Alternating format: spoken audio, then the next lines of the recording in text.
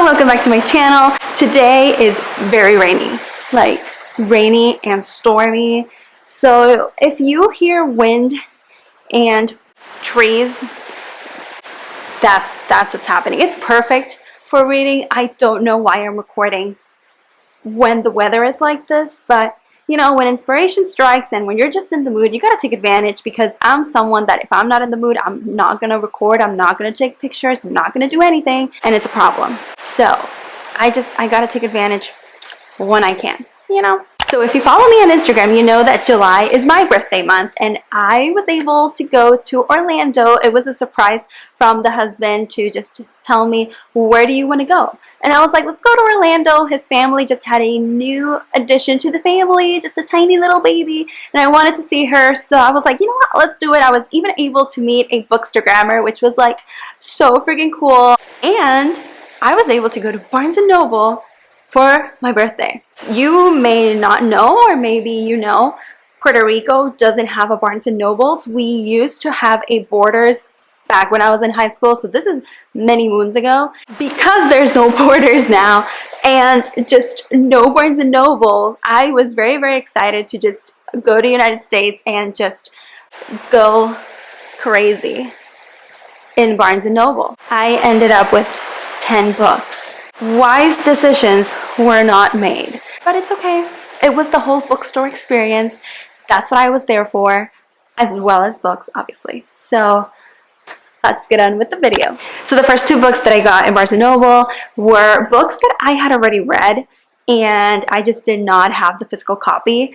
And right when I was gonna buy them, Berkeley announced that they were going to be publishing these books because they're from an indie author, and I was like, okay, I'm gonna wait, and wait I did, which I'm so happy, because I was able to snag Love Light Farms and In the Weeds by B.K. Borison. If you guys don't know, B.K. Borison writes just these cozy, very feel-good romances. Love Light Farms always just gives me, I think about it and it's like, gives me all the warm, cozy feelings, despite it being set in the winter. So each book in this series is set in a specific season. Love Light Farms is set in winter.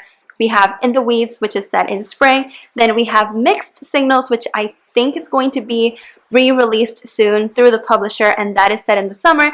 And the last book, which I am totally blanking on the title, is set in the fall, which I think that is so neat, and the aesthetics for each one of them is just so absolutely beautiful. So with Love Light Farms, you get two best friends who decide to fake date because Stella, who's our female main character, she owns a Christmas tree farm, and she kind of needs money in order to save it because it's kind of going down the drain. Because of that, she decides to enter an influencer Instagram contest and in order to get $100,000, but in order to make it seem like it's a romantic kind of holiday destination, she lies in her application and says that she owns the farm with her boyfriend, who's her best friend. But of course, for Luca, this is like a dream and a Christmas miracle come true, because he has been eyeing and he has been kind of liking and having some feelings for Stella. Of course, Stella is entirely oblivious to this, which just kind of makes their interactions just all the more just cute and just extremely feel good. With In the Weeds, we have a social media influencer who's the one from the first book, as well as a grumpy farmer who works at Stella's farm. Evie and Beckett have a past, unfortunately or fortunately. Evie is in town at Love Life Farms, and these two start reconnecting. Kind of forced proximity because she doesn't necessarily have anywhere to go, and of course they put her up to stay with Beckett because he has room. And of course, with forced proximity, I don't need to spell it out for you. You understand. And these two books are just absolutely marvelous, and I definitely see myself rereading these every season that it fits to each book. I feel like it's such a neat way to market the series because it fits it so well, specifically for each season. So make sure you pre-order Mixed Signals because that one is set for the summer. And get your hands on these two for winter and for spring. The next book that I got is by an author that I absolutely love. That is Ali Hazelwood in her book Love Theoretically. So it's interesting. I did not know that Barnes & Noble had an exclusive edition for this book. I just picked up the copy and I noticed it had the sticker, but it didn't even sink in. I just saw the sticker. I was like, okay, whatever, grabbed it. And then it wasn't until another bookstagrammer was reading it, and she shared, hey, like, I returned my Amazon copy and went straight to Barnes & Noble to get the exclusive edition. I was like, what? And she was like, yeah, like it has some bonus scenes or something. I was like, well, I'm so glad. I'm so glad I was able to snag this one. So this features an academic feud with fake dating in this STEMinist rom-com novel. Basically, what you already know and love about Allie's writing, I've heard that you kind of get in this one. I started listening to the audiobook for this way before it came out, and for some reason I just never continued it.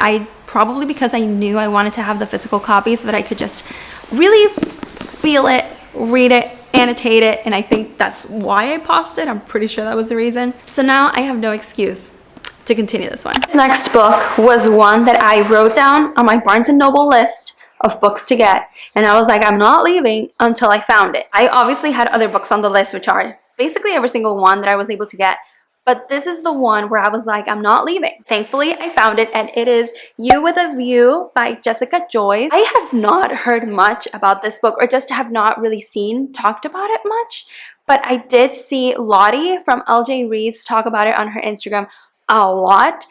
She finally sold me on it, and I was like, I need to get it, to the point that, again, I needed this book. And I mean, look at this cover. It's just absolutely stunning. The marketing, Berkeley does a fantastic job with their covers, honestly.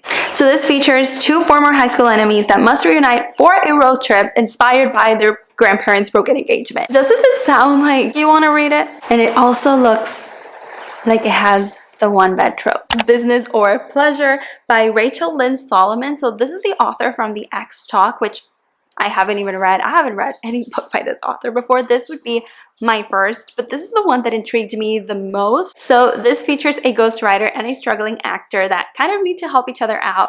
What sold me on this book is basically, we have Chandler. She's a ghostwriter, and she has never felt that she's like a ghost.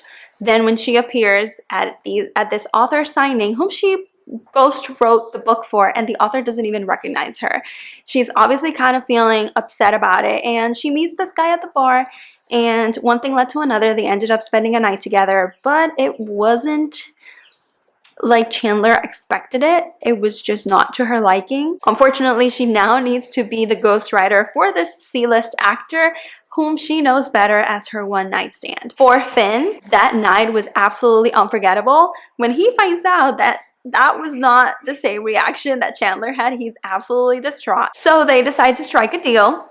When they're not working on his book, Chandler is going to help Finn in the art of satisfaction. Tell me that does not intrigue you. I mean, doesn't that sound just absolutely intriguing? Because I know it did for me. When I found out what it really was about, I was like, ooh.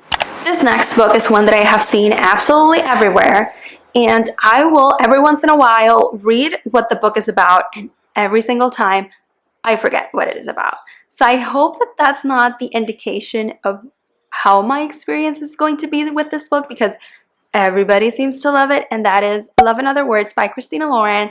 So I have had mixed feelings for this duo. I read the Beautiful Something series, Beautiful Bastard, Beautiful Disaster, that series, and I remember enjoying the first one, loving the one with the British character. I can't remember because it's been a long time. And then I believe I read Roomies, and I read like 2 or 3 of their newest books, and I was feeling extremely underwhelmed, especially with the On Honeymooners. Everybody seemed to love that book a lot, and I'm just like, I don't get it.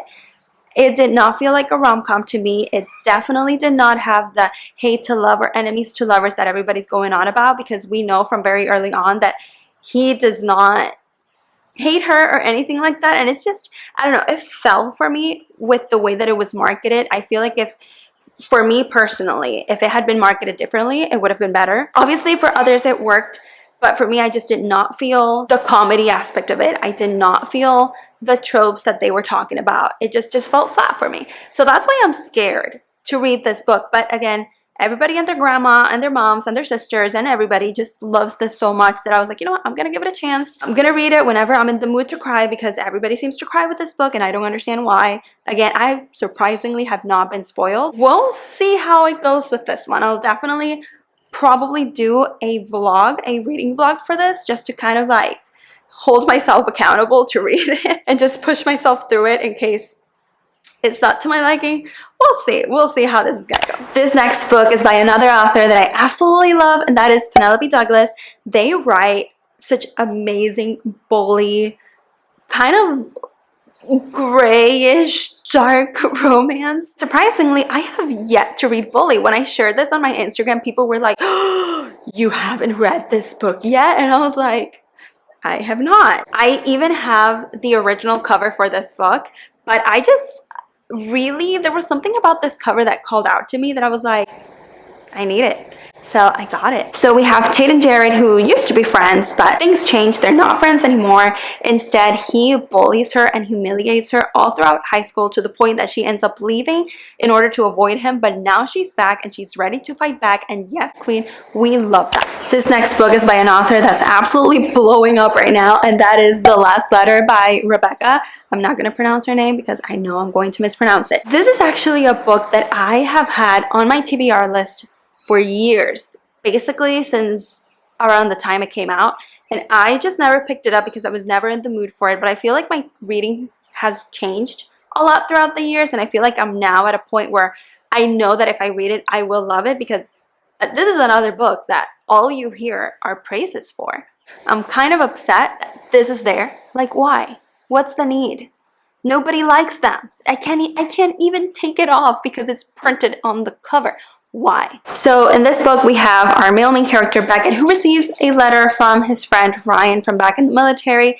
Unfortunately, Ryan did not make it, and so he tasks Beckett with going back to his hometown and looking out after his sister Ella, who's raising her twins alone. She's extremely independent, doesn't like to accept help, but she doesn't have anybody to help her out right now, and apparently there's something going on that nobody really knows what it is about that she's dealing with, and she needs all the help she can get. Okay, we're almost at the end of this book haul. This following book is one that I am kind of upset I did not read sooner. I've had the audiobook for a while because I was able to snag it through Libro FM from their like advanced listener copy or something program like that for like a month or 2 months before this book came out, and I always kept putting it to the side.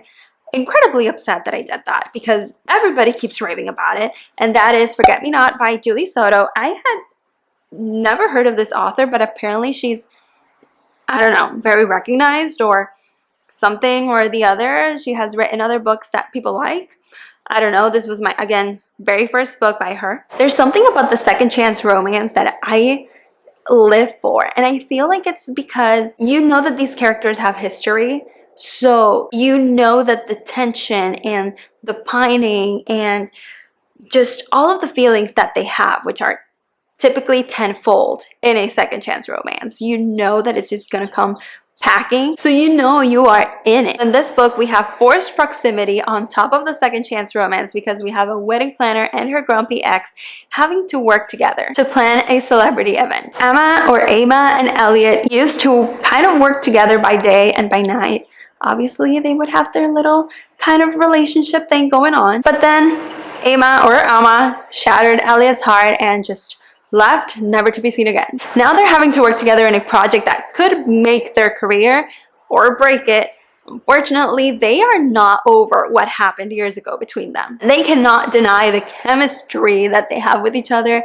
I live for chemistry in romance books. Like, chemistry is needed, you know, it's needed. Finally, the last book that I got to share. This is the 10th book that I got in Barnes & Noble, but it was actually a book that, as with You with a View, was on my list, and I knew I was not leaving Barnes & Noble without snagging this book, and that is Starbringer by Tracy Wolff.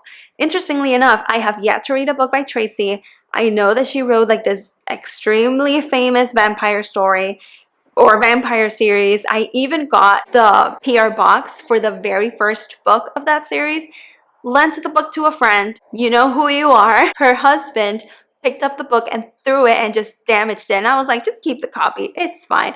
And I feel like that was like the curse for me to just not pick up that series, and I have yet to do it. Don't know if I ever will. Maybe it's a possibility. I can never say never. But it's interesting that I picked up this book because I do not read sci-fi. I have tried many times throughout the years, and it's typically a miss for me. I don't know why, because I do love sci-fi movies.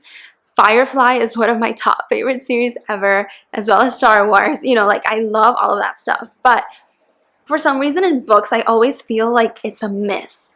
Something's missing. I don't know what it is, but I just cannot get into it for some reason. But this is a book that was published by Red Tower Books, the same publisher that published Fourth Wing. I was like, let me give it a shot, because Red Tower Books did not do wrong with Fourth Wing.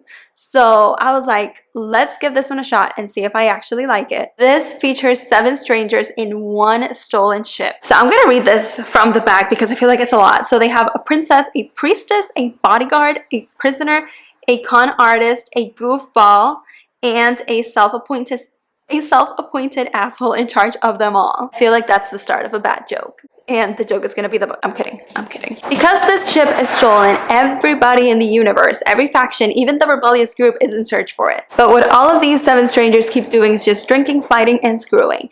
And if they stop doing that, they could somehow save the universe. I really, really hope I like it, because it's a thick one. And it was the most expensive book of the bunch, so I better like it. You better be good. And that is it for my Barnes & Noble birthday book haul. Say that 7 times fast. Please let me know if you have read any of these books, or if you would like to buddy read any of them. I am definitely open to that. I love buddy reading a lot. Anyway, thank you so much for watching, and I will see you for another video. Bye!